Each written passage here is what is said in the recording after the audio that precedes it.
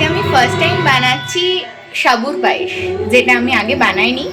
আর এটা আমি অতনুর রান্নাঘর থেকে ইন্সপায়ার হয়ে আজকে আমি সাবুর পায়েস বানাই। ওখানে এত সুন্দরভাবে পায়েস বানানোটা দেখিয়েছে খুব সহজ পদ্ধতিতে, তো ওটা দেখে আমি ভাবছিলাম কখন বানাবো।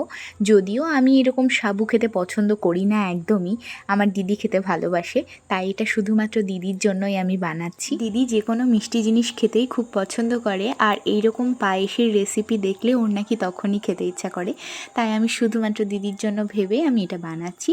তবে অলমোস্ট হয়ে গেছে। সাবুর পায়েস বানাতে খুবই কম সময় লাগে।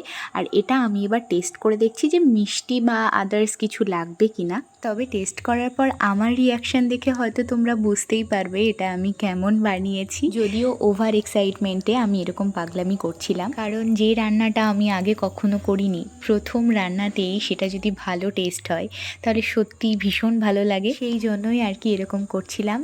তবে সত্যি খুব ভালো হয়েছিল। আর এদিকে ঘনত্বটাও দেখো একদম পারফেক্ট হয়েছে। দুধটা ভালো করে ঘন করে জাল করে নিয়েছিলাম, তারপর সাবুটা আলাদা করে ঘিয়ে ভেজে নিয়েছিলাম, আর কাজু কিশমিশ দিয়েছি, চিনি দিয়েছি, আর দিয়েছি এলাচ আর তেজপাতা। মিষ্টি টাইপের যে কোনো জিনিসে এলাচের ফ্লেভারটা না থাকলে ঠিক ভালো লাগে না। এরপর তোমরা দেখে আমাকে কমেন্ট করে জানিও তোমাদের কেমন লাগছে। এবার সাবুর পায়েসটা বাটিতে তুলে নিচ্ছি দিদিকে দেবো বলে। ভিডিওটা তোমাদের ভালো লেগে থাকলে একটা লাইক করে দিও।